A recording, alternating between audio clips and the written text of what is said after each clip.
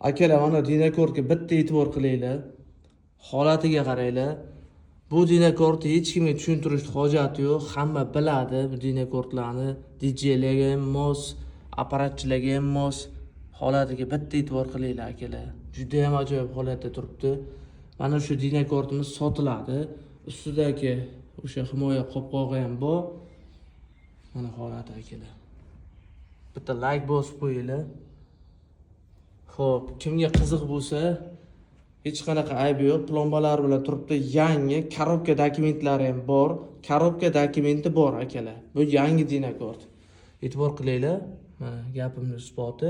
Xo'p, kimga qiziq bo'lsa, bo'ladigan joyi $390. Tez telefon qilsanglar, O'zbekiston bo'ylab yetkazib berish xizmatlari ham bor. Faqat yetkazib berish kelishuv asosida bo'ladi.